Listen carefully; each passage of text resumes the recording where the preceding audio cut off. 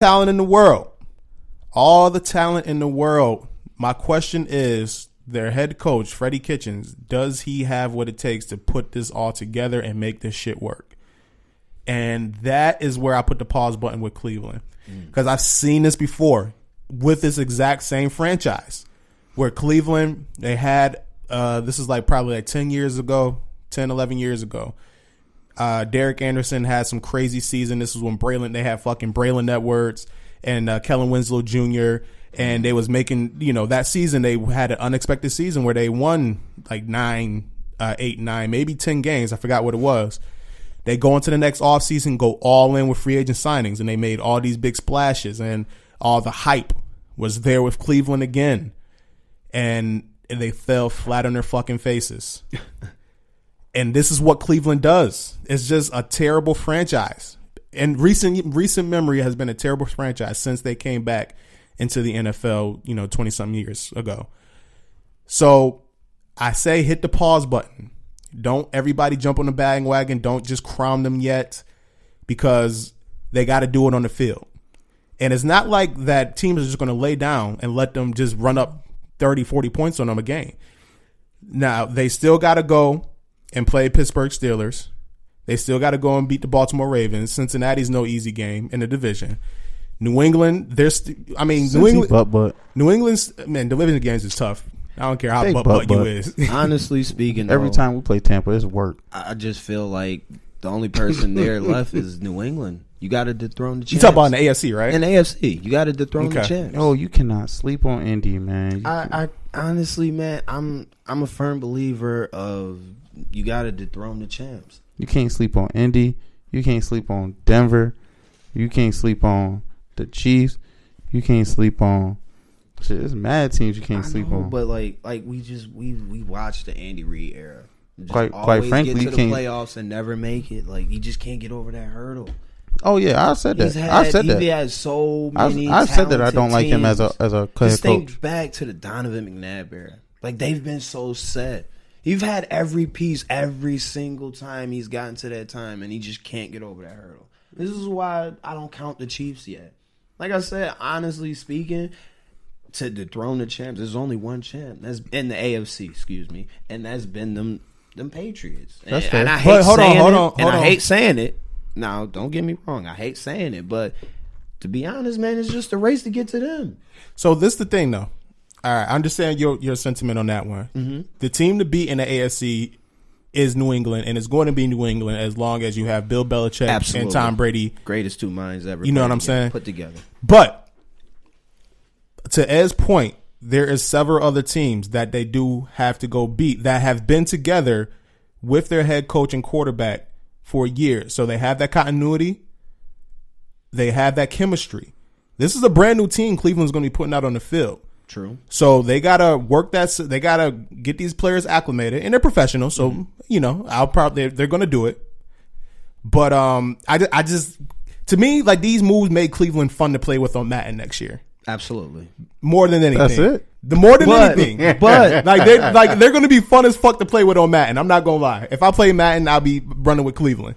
But I gotta see it on the field. I gotta see it on the field. And let's not forget, man, they in the AFC North, where you're reigning, defending AFC North champions, the Kings of the North, Baltimore Ravens, are still in that division. But we got to see. We got to have a black king at quarterback. We got to see him for a whole season. Who defeated Baker Mayfield in Week 7 to win that division. Entire season. So before we start jumping the bandwagon on Cleveland, they got to get past them boys in purple in Baltimore. I love watching them in Louisville. That's my rant. But honestly speaking, man, I just want to see him for 16. If I can see that, and like I said, don't get me wrong, he has the backup on defense, so when he does make those mistakes, he does has that help to get the ball back. I don't knock him on that, but it's, can he do the type of style he plays is very injury prone because he's great with his legs, and sometimes those hits he were taking, he slide, get down. I hope to see, like I said, I love to see black quarterbacks go, man. That's definitely, like, that's inspirational. Like, you know what I mean, to the young kids coming up, that's definitely inspirational.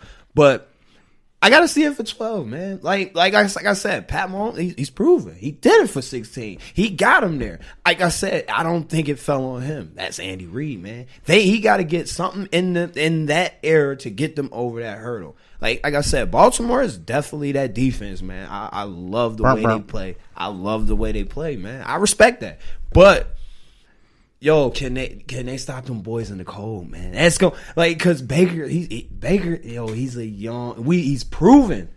He's proven 16. He's proven 16. Not 16 yet, because he only played 11 games last year. But that wasn't no shade to him. He should have had those 16. He should have. He should have been starting week 1. But they did it to protect him. Yeah, you're right. They did it to protect him. But I feel like coming in, like he just got that swag. He do. We don't know what Lamar Jackson's mindset is yet. As the starting quarterback role. I fucking hate that Baker's in my division. I'm not gonna lie. That's he the truth. Dope to see though. Baker is the truth. I'm not gonna lie. You see it in him. You seen him in college. You see him in the NFL. He has that it. That was like how I felt with Carson Wentz. Yo, man, Baltimore made some really good off season additions so far, but they lost a lot. So I don't think those additions weigh as much as those subtractions. I feel like they lost the last leader of the greats in Terrell Suggs. That definitely is gonna hurt. That not only hurt on the field with being the sack leader and the most pressures on the quarterback, that also hurts in the locker room and on the field as a motivator, not only to the defense but to the entire team. They also lost their upcoming star linebacker to the Jets, C.J. Mosley. That was another big hurt that hurt them. I'm not sure if they have plans to fulfill those roles on the roster or if they're going to the draft. But the additions of I feel like the upgrade of Thomas over Weddle was worth it. Absolutely. Although I'm not the biggest fan on him coming back right now, but I feel like that was an addition that was definitely needed. I also feel like y'all upgraded heavily at running back in Mark Ingram.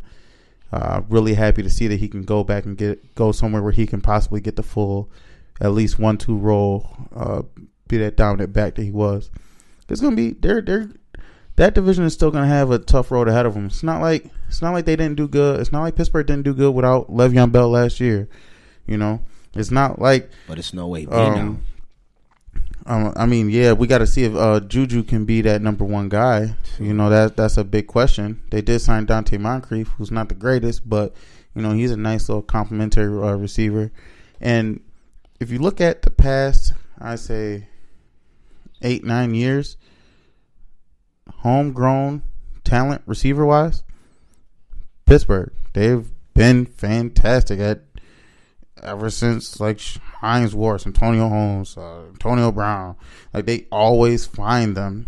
Juju, like they find them. I don't know how. I don't know their scouting, but they find them. So I don't think we can dead that team just because they lost a receiver and a running back.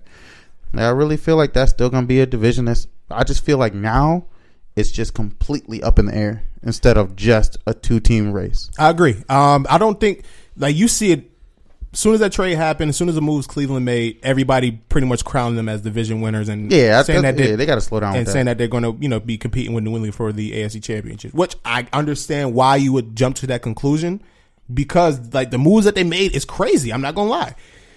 But like real quick, let me go touch on my Ravens. I need a minute here to talk. All right. So listen, you're gonna get the best Ravens insight from me. Trust me on this one. Oh, here you go. All right. So Ed, you mentioned Ravens with breasts? Ravens with Benji. So Red, you mentioned we had some key losses, and you are not lying. And literally, I'm not gonna lie, it hurt. It was like every day it was something new. Terrell Suggs going to Arizona. C.J. Mosley agreed to a fucking crazy contract with the Jets.